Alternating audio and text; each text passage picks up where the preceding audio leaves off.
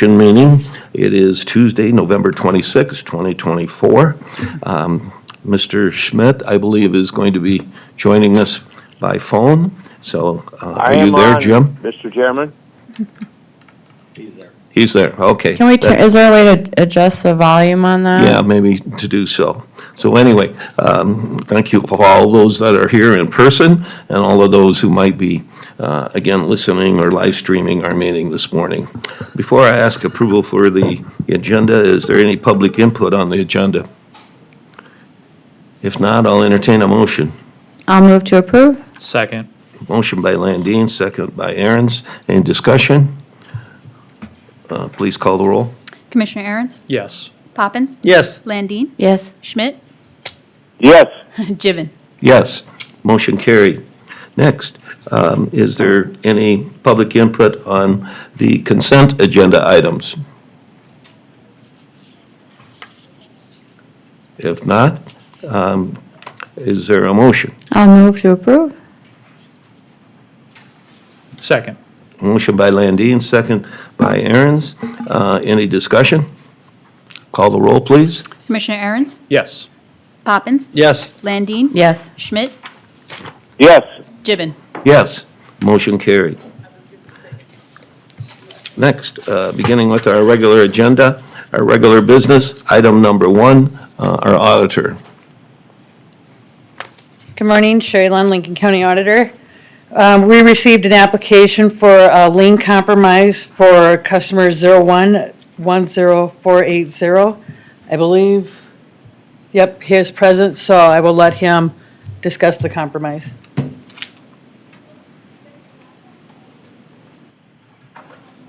Good morning.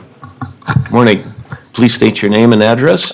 Jacob Muntz. I reside at 2012 South Grange Avenue in Sioux Falls, South Dakota. Thank you.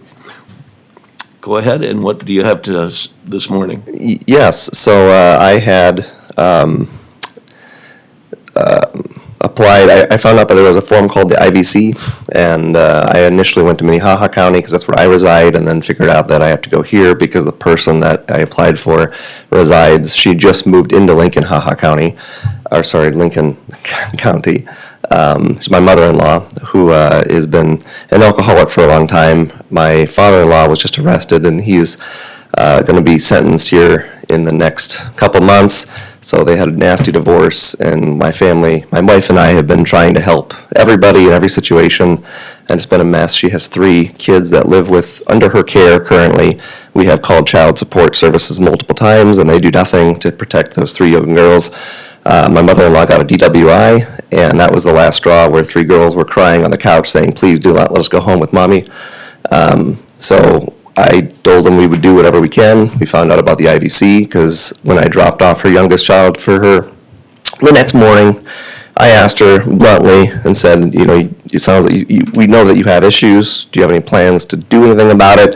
And she denied the fact that she has any drinking problems at all. So then I pursued the IVC, came here to Lincoln County, filled out all of the paperwork for it. The lawyer contacted me. I'd never done that whole process before, and then I found out a couple days later that she was never served the papers, and then I was told that the sheriff dropped the ball. They didn't serve her, they were supposed to, and the sheriff department went over there and asked them. They said the lawyer dropped the ball, and the lawyer didn't do whatever they needed to do. So at the end of the day, the lawyer advised me to cancel because we'd already passed the 5 days period to cancel the first form to request a second form. And I believe that's where this lien comes from, is that first time that I filled it out. I'm kind of stuck with the bill here because I'm not sure who dropped the ball. Okay, how much is the lien for? I believe it was for 500 something. I don't have that paperwork with me, I apologize. The form says it's $483. Yeah, so close to 500. Okay, and what are you asking? A full settlement. Okay. Is there any questions that the commission has for this individual? Does you're making this request on behalf of your mother-in-law? I'm sorry, can you repeat that? Are you making this request on behalf of your mother-in-law?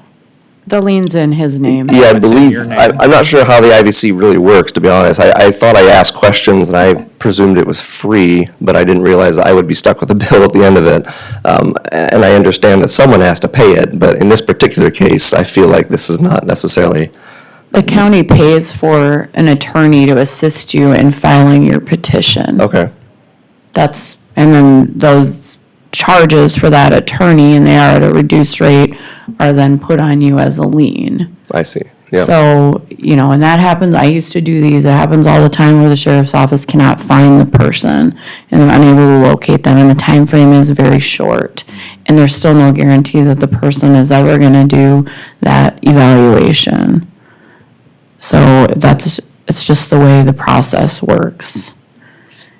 And if you weren't informed of the fact that a lien would be placed against you, I don't have any information about that, but that's how it happens. Attorneys aren't free and the county pays for them, to help people fill out their petitions. Yeah.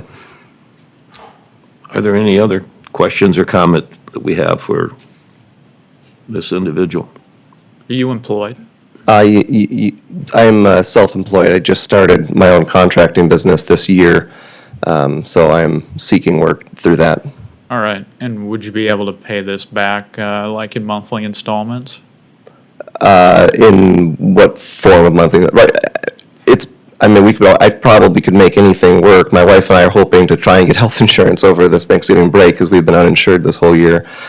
So money is very tight for us because I am not working a regular job, and I just started out on my own, so I'll be honest, anybody can make anything work, so, Okay, thank you. yep. Any other comments or questions? Do we want to entertain a motion, or, I'll move to approve the lien, compromise request for discussion. I'm not gonna vote yes on this. I'll second it for discussion. okay, we have a motion by Landine and a second by Poppins. Discussion? Can you share with us how this impacts your ability to carry on your business, your life? Obviously, there's no collection agency calling you on this, at least not that I'm aware of. How does this negatively affecting you currently?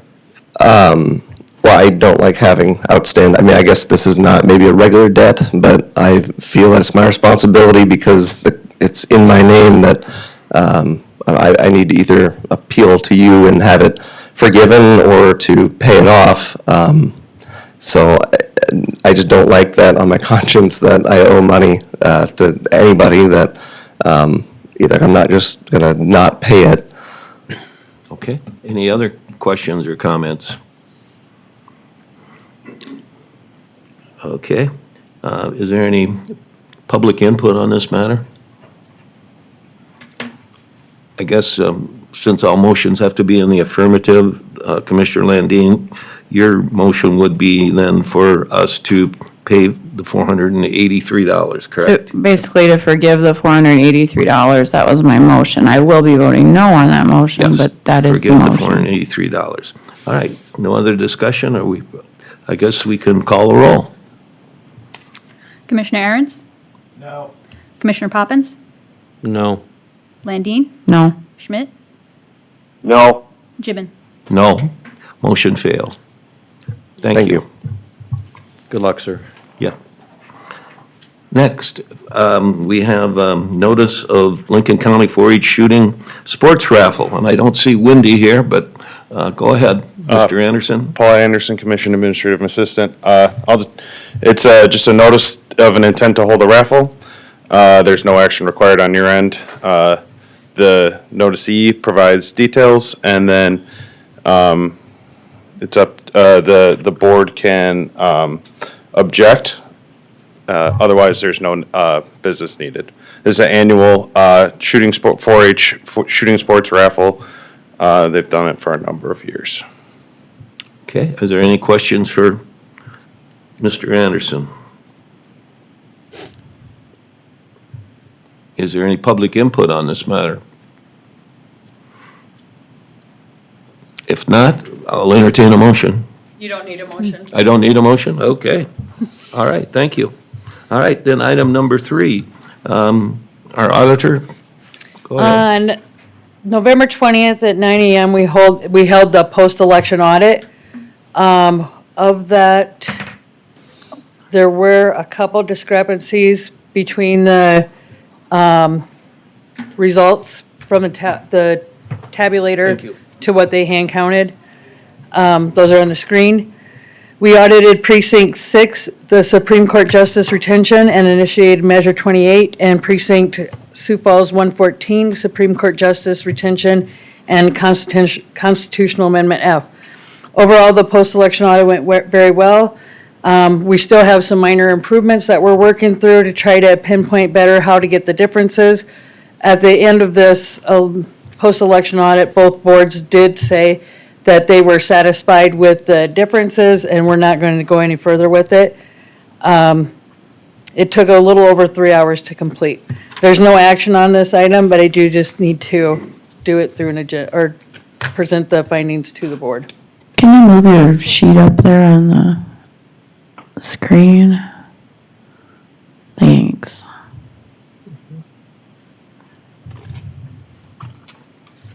Are there any questions for the auditor? Comments? Hey Sherry, for those people, who really follow these elections and how all this ballot stuff works, was there a reason why, or were you able to diagnose the reason why there was the one vote discrepancy? The boards did not want to go any further into deciding it. They were satisfied with the discrepancies. It could have been a number of things. It could have been an error in counting the tallies back. I mean, without them going any further into it, no, I don't have a reason. Kayla and I are working on trying to find ways to get the solution. Maybe they only did count the ballots once, though. Okay. So they didn't go back and recount and get a second. That's going to be something we're going to do next time, is we're going to have them, if there is a discrepancy, they have to go back and recount them. Thank you. Okay, any other questions or comments for Sherry? Since there's no action needed, I guess we can go on to item number 4. Thanks, Sherry. Okay.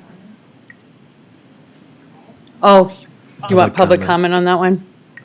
There's no action, but, I know if there's no action, do we have public comment? well, It's on the agenda. yeah. so- Okay, go ahead, public comment. That's my mistake. Good morning. State your name and address, please. Good morning, Linda Montgomery. One thing I wanted to say about this board, I was on that board, that Sherry and Kayla did an excellent job doing this, getting it organized, and being very open and receptive to the public. The only comment I really, really want to make, and to be understood, this discrepancy would have been easily figured out by the 3 things the public can have access to, that the federal government put the CVRs, the audit logs, and the ballot images on the machine for public use for ease of audit of the machine. And I still have not, after 4 years, cannot comprehend why our people in Pierre are not allowing us to have access to those public records for you, for the auditors to use, for the public to see. They were placed on the machine for ease of audit, for confidence in the election. Again, we will bring this forward in Pierre, but I just also want to, this was great, and it was done well, but we really need to take it to the level it's supposed to be with have access to those 3 things. Thank you very much. Thank you. All right, I guess we're ready. Any other public comment? Okay, then I guess we're ready for item number 4. Okay, so the next item is, you've heard me talk a lot about the opioid money. I did reach out to the Department of Social Services to try to get some guidance on what I can do with the money, because we do have quite a bit of funds sitting there. What they did is they gave me these institutions that are under the requested item or requested action. They gave me their names as possible places that we can spread the money upon. We also do have one other thing, the American Security Cabinets. The sheriff's office would like to buy the 3 cities in Lincoln County that have police forces, drug take-back containers, and that would be the 73, 93, 75. We are going to receive more funds, so it would be kind of nice to get this cleared out this year, move forward and start. I'm going to do some more pre-planning with the funds that are supposed to be coming. But I think this is a good use for the funds. It takes back for the opioid prevention, helps these institutes out that are in Lincoln County. All of the people that I sent it to, I sent a user agreement so that they, and I attached that onto the agenda, but I sent them a use agreement for the funds. And I'm also probably going to follow up with them as to reporting the use of the funds within the next year to see how they were actually used to benefit Lincoln County citizens. So my request would be just to go ahead and do the 60,000 to the places listed there, and the amounts listed there for December 13th, or whatever the pay meeting in December is, the 24th, I think. So the request is for 60,000. Yep. Okay. And the funds, we have 80,000 in funds there, so it would leave about 20,000, or 12,000, and we have 20,000 budgeted to the link next year, so we could use those funds to cover what we budgeted to the link next year. Any Offset it. questions by the commission? Yeah, several, Mr. Chairman. Are any of these organizations, they receive any additional funding from the county? For any purposes? The Sioux Falls Triage does. Most of these do not receive any funding besides the Sioux Falls Triage. Did any of these institutions submit any form of request as to, ahead of time as to what Nope, I they're? reached out to them. Okay. This was the list that I received from Department of Social Services of acceptable places that are opioid preventative institutions. Any other questions or comments? You said the sheriff was going to reach out to the 3 largest cities for what again? Yep, they have. They've reached out to T, Harrisburg, and Lenox, and the cost to get the 3 drug take-back boxes are $7,393.75. Okay. Is that because Canton has one already, or? Yeah, the sheriff's office downstairs has one. Okay. Was this all of the institutions that were indicated from, that should be contacted? Yes, every number, or every name that they gave me, I sent a request to, asked them if they were interested in receiving funds. Most of them have reached back to me and said, yes, they would like them. They also, in order to give them the funds, they'd have to have that use agreement. That use agreement says that it has to be used for opioid prevention and detection. My question is are there other institutions that would, qualify to receive funding, and what the procedures will be in the future to make sure that if they're, would qualify, how they could actually request some of that funding? If there are institutions out there that are not on the Department of Social Services website as opioid institutions, they can reach out to me and send in a request for funds. Okay. I've been trying to, over the last, since we've got this in 2021, trying to figure out the best way to, for lack of a better word, divvy out the funds. And this gives everybody a little that are known institutions. I appreciate that. I think my preference would have been is to maybe open it up, let the public and the entities know about it, and had a submittal process to try to divvy up the money. That'd have been a great suggestion 6 months ago. Didn't know we had a timeline to do this, so my apologies for I that. don't think we have a timeline. You know, but I don't see the reason for the county to sit on the funds when these places could be using I them. agree with you totally. Maybe in the future, though, reach out, make it a public notice, and let entities that may qualify have an opportunity to request it. So, my thoughts. Before I ask for board action and approval, is there any input from the public on this matter? Well, Sherry, thank you for doing this and reaching out to these folks. I think the problem is when it comes to some of these drug use and drug abuse issues, we're grasping at straws. We just don't know. And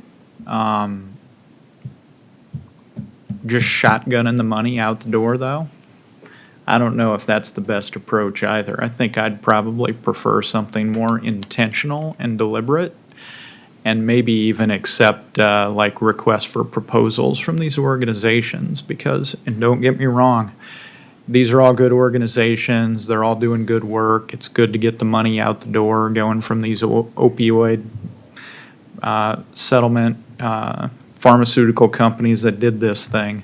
But what I'm wondering, just kind of looking at this, is could you do more good with a $60,000 large grant than what you could with 10 or 12 little grants? And I don't know the answer to that.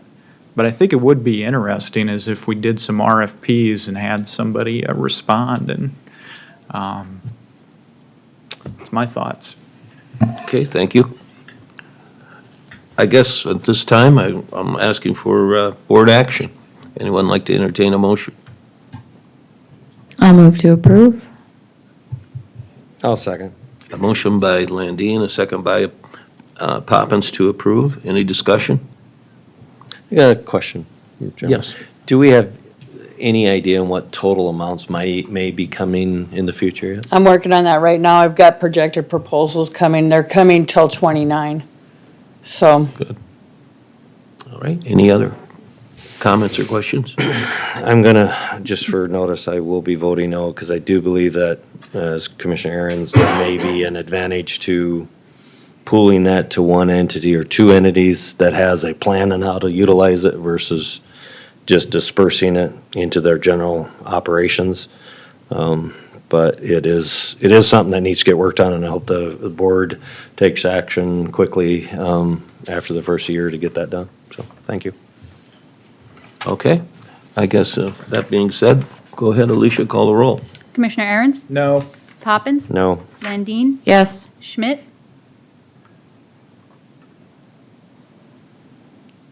okay, Gibbon, No. Motion failed.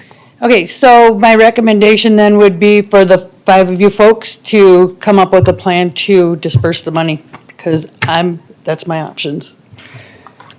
Okay, Okay. thank you.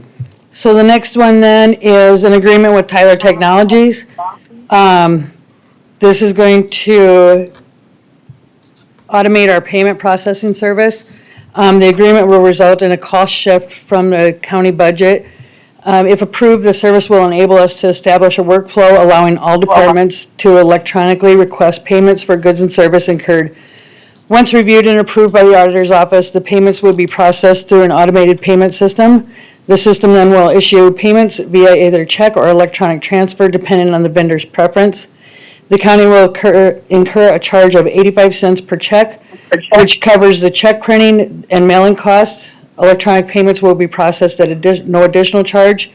This system will significantly improve the payment efficiency by eliminating the need for current paper-based process. So my request is to go ahead and approve and authorize the chair to execute the agreement with Tyler Technologies for the payment services. Okay. Any questions for our auditor? Is there a fee structure for that? 85 cents per check that's written. So nothing in addition to that? Nope. Okay. Do you require vendors to sign up via direct deposit at all? I do not. What this is going to do with this system, though, is they'll reach out to every vendor that gets a check. They'll say, hey, if you would like future payments from Lincoln County, sign up and get them ACH'd. Would that help your office if you just told everybody you gotta do it this way? Well, I don't want to tell anybody that we have to do it. I mean, because some people, like my dad, for instance, wouldn't do it. I So, mean, I'm talking vendors, I'm not oh, talking. yeah. Some checks have to be written out to some people. I Right. get that part, I'm talking. This,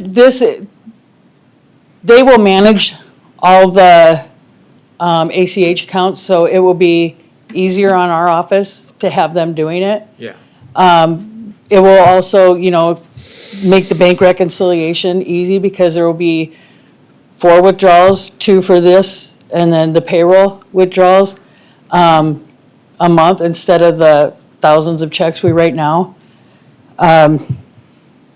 We'll have better internal controls by doing this process. I'm gonna have it set up to where Franny and I both have to approve the file to submit. So that'll be better controls on it. I don't know, I've been trying to see what the downside would be to this, and I can't find one with our current processes as they are now. I guess, IT-wise from technology, Jake, does this in any way affect you? Or any way, do you have a recommendation or, In all reality, it creates better internal controls for us, so it's a pro for us to have. So. it does? how many checks do we write a year? We probably write 250 every pay period, or every pay meeting, 2 So pay every 2 meetings a weeks. month. And then envelope stamps, and so this would all be encompassed into 85 cents now instead of the cost of the envelope to stamp, the cost of our staff stuffing the envelopes and mailing them and getting them returned, and it streamlines a lot of the process. Madam Auditor, will their requirement for turning over undeposited checks to the state to be their responsibility, or how will that work? Nope, we'll still have to do the unclaimed cash. Okay, any other questions for And auditor? it will still be 100% our file, so if you call and you say, oh, I didn't cash my check for my mileage for the last 3 months, can you reissue it? We'd still have, I'm looking at you, no, we would still have control over that, so we would still get the affidavit of the check that you didn't get, and then we'd still do that process, we'd void it.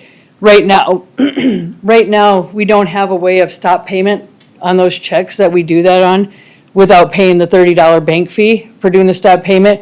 This would void that check in their system. There'd be no stop payment fee, but that check would never be able to come through the system again, unlike it does now. It potentially can come through the system right now. Right now, we get checks that 180 days, past post date, they go through the bank. Well, when you get to the end of the year and you've got checks that were expended last year, it will clean all that up. So Okay, again, that's why I don't see a negative. I'm sure there's probably one, and I'm sure we'll probably find it during No, implementation. Madam Auditor, I think this is a wise decision. Question is, are more and more of our vendors or the checks that we write moving to electronic payment in the future anyway? I mean, I think they would appreciate it more, because then they don't have to wait on the check goes into their account. If you look at like the utility vendors and things like that, I think they're used to seeing them as ACH from other people anyway. and we would still do that in-house, or would that get moved over as well? No, they would be doing the all ACHs would be All done through them. they'll do The all only of those. ACHs we do right now are to the townships, cities, schools for their taxes. okay. Thank you. Before we ask for board action, is there any public input on this matter? All right, then I guess I'll ask for a motion. Move to approve. I'll second. Motion by Aaron's, second by Landine to approve. Is there any discussion? Call the roll, please. Commissioner Aaron's, Yes. Poppins, Yes. Landine, Yes. Schmidt, Yes. Gibbon. Yes, motion carried. Next, Mr. Ramba, in regard to cell phone stipends. Good morning, John Rombo, Building Superintendent. Yes, I'm just here to ask if I can have an authorization to have my senior building maintenance person have a cell phone stipend. He will be getting alarms sent to his phone, just like I do, from both the fire panel and the building automation type system, so. Not to mention, he and I speak a tremendous amount all day long on the cell phone, so. So are you asking just for one? Correct. What's the stipend amount, John? Thank you. So when we do have two buildings in operation, then we will have to add another one then for someone who will be over there, or not necessarily? I'm not saying that for sure. I mean, I'll be honest, a lot of our communication, since we're in multiple locations, is done through cell phone. So there is that, but I'm not necessarily thinking that direction right now. It's more based off of the automation. And this individual will be handling all the buildings for that type of stuff, just like I do, so. Okay. Any questions for John? Public input on this matter? Okay, notice he's asking for board action. Can I entertain a motion? I'll move to approve. Second. Okay, motion by Landine, second by Aaron's. Any discussion? Mr. Chairman, the only question or comment would be is, again, if we don't have a policy on this, let Claire try to formulate that, so I think all departments know what they can or cannot have, but I do support it, support the motion, so. Thank you. Any other comments? Okay, call the roll, please. Commissioner Aaron's? Yes. Poppins? Yes. Landine? Yes. Schmidt? Yes. Gibbon? Yes, motion carried. Thank you, Thank Commissioner. you, John.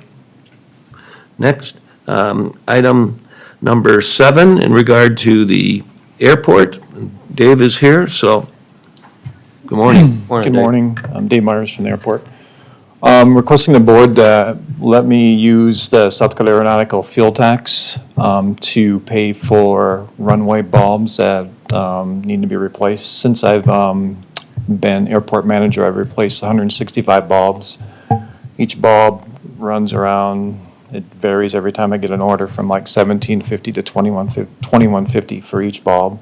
So I'm requesting money from the South Dakota Aeronautical fuel tax fund that we have, which is, that fund is generated by the number of gallons of fuel that we sell out at the airport. Currently, we have around, I think, close to $5,500 in that fund, and I'm requesting $2,800.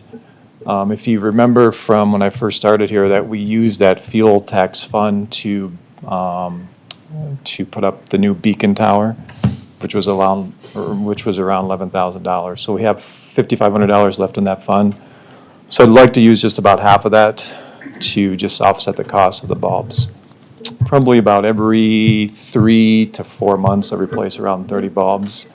So as Commissioner Poppins knows, it's an issue with the runway light bulbs. So as we look forward, I think in year 3 or 4 down the road, we're going to replace all those bulbs with LEDs to make it more sufficient, so. Is $21.50 the cost of the current bulbs, or the ones you want to put It in? varies, Mr. Gibbon, but I think it's around there, so. Okay, and so you're asking for how much money? $2,846 from that aeronautical fund. Out of the- Just to use that. So once I submit this to them, that board will have to determine if they want to allow us to use that money. Okay, any questions by this commission? Dave, no questions about the light bulbs, but you're talking about the airport needing an LED lighting upgrade. Do you know what that's gonna cost? Yeah, it's about $140 per light, and we have close to 48 bulb sections that need to be replaced. That's where it's at, so. And I suppose you can't mix and match, like you can't do a stagger replacement. I've asked that question, Mr. Aaron's.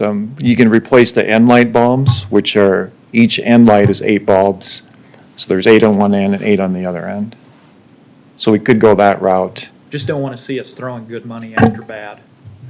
I agree with that. Yes. Any other questions by this commission? Public input on the matter?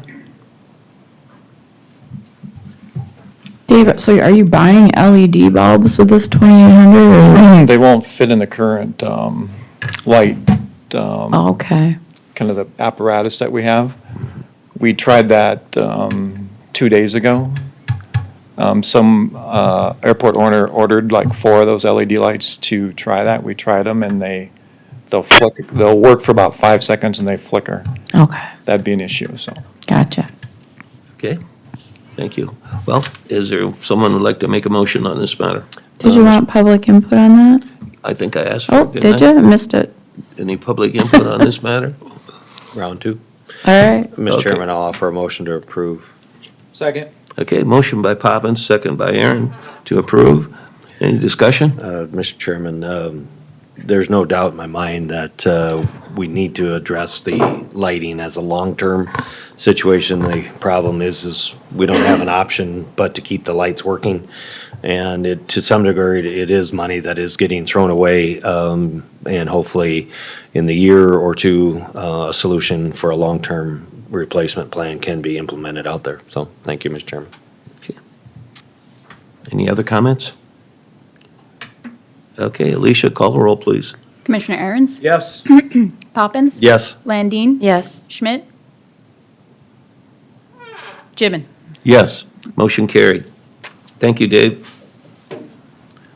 Item number 8, Jared from the Highway Department.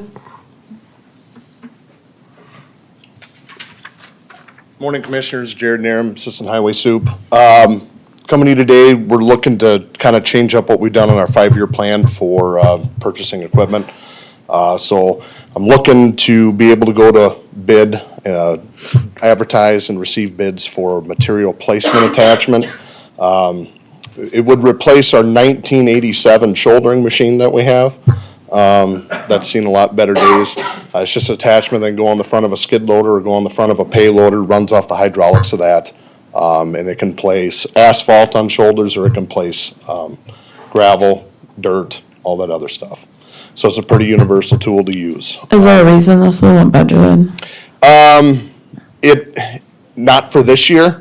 It's in my 5-year plan, but due to the flooding, that kind of changed a lot of the things that, some of the equipment that wasn't necessarily on the radar, but it is now for the, more use that we've had to use it this year. So it kind of just, we're gonna have to move some things around. Our old machine is at it. Will it pave the parking lot across the street? I don't think so. But I bet don't we've got a think- crew that can. Jared, what kind of price point are you anticipating for this? I'm thinking around 70 to 80,000 is kind of what I've been told. The only reason that I'm getting up in that ballpark range is because it's gonna have a fusion coupler adapter on it that it can go to a payloader, so a payloader can push it. Sometimes I don't think a skid loader's enough to push a fully loaded truck up a hill with a full load, you know what I mean? So in that way, we put it on a payloader, we got better visibility, all that too.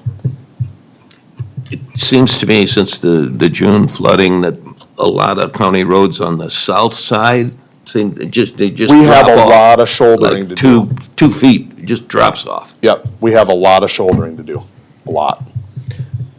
When would you want the bids back by? I believe it's December 18th, I believe, we'll be opening the bids.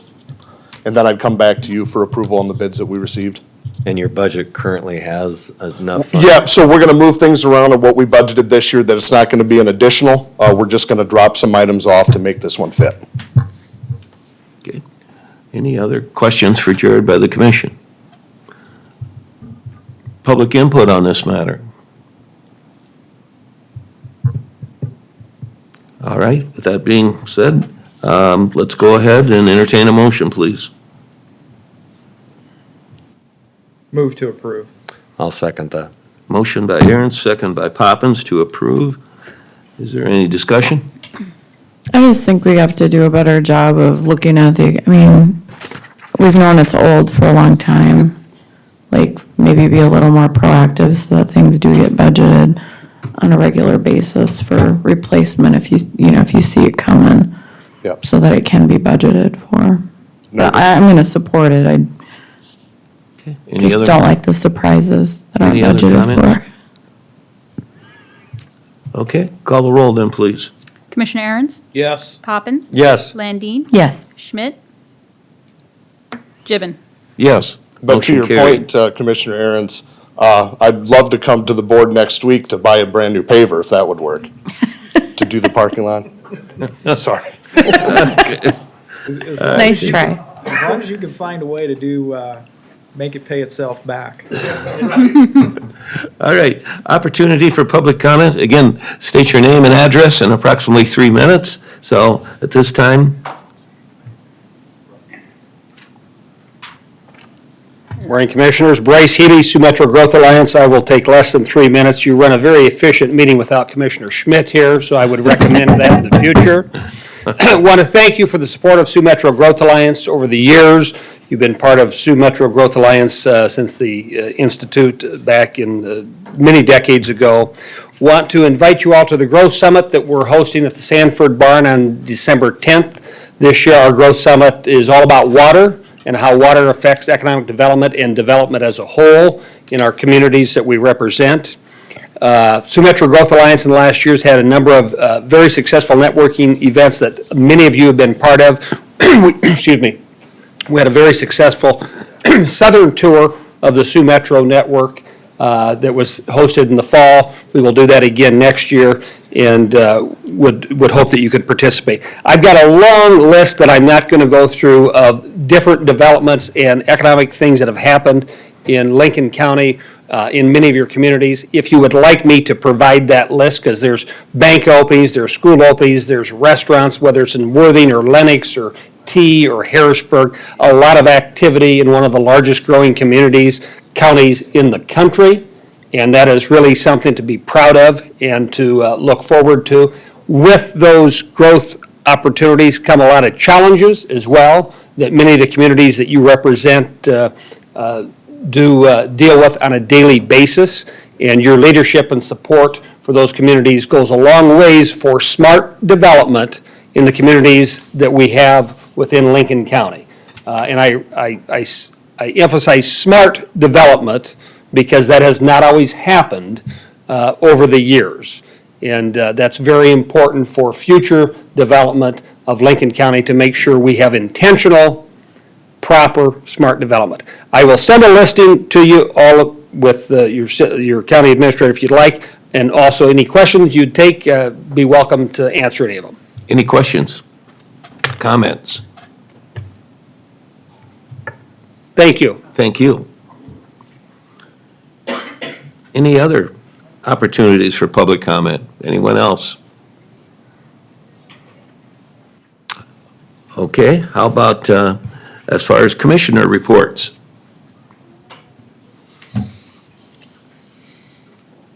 I will add that Commissioner Landine and I did do another Zoom meeting with our people involving the new Justice Center on November 14th. And our next meeting will be, I believe, December 5th. But nevertheless, things are happening. The judge's elevator, I know, is 1/3 up. That's nice. Most of the foundation at that time on the 14th, they said they only had about 4 yards left. I know that it made mention that steel would be delivered during the month of December, and probably will bring a few each week. Again, we're looking at some of the footings also being very close to being done, and I guess that's kind of exciting when you think about it. And again, we'll be looking at eventually doing some work on precast walls and so forth. So that was the gist. Of course, many other facts and figures which really at this time are redundant. And so anything else that you can think of, Commissioner Landine? No, we are going back in and looking at the flooring. We were doing a polished concrete. There's some concerns about staining, and our team and the construction team is doing a really good job of managing and budgeting for costs. So we may be able, since it's a bond and we have to spend the money, we're going to look at some options for a different type of floor and a few other things that we had originally looked at and taken out. So I'm kind of excited about that. yeah, I kind of referred to the fact, it seems to be we're ahead of schedule and somewhat under budget, so that's good news. All right, I guess with that being said, we do have executive session, I understand. Yes, I would need an executive session under SDCL 125-2 sub 1 and sub paragraph 3. Second. Okay, motion by Landine, a second by Aaron's. Any discussion? Okay, call the roll, please. Commissioner Aaron's, Yes. Poppins, Yes. Landine, Yes. Schmidt, Gibbon. Yes, motion carried. You do, Mr. Chairman. Second. Motion by Poppins, second by Aaron's. Is there any discussion? Call the roll, please. Commissioner Aaron's? Yes. Commissioner Poppins? Yes. Commissioner Gibbon? Yes. Motion carried. Is there a motion to adjourn? Yes. So moved. And there's a second. Motion by Aaron, second by Poppins. Any discussion? Call the roll, please. Commissioner Aaron's? Yes. Poppins? Yes. Gibbon? Yes, we are adjourned.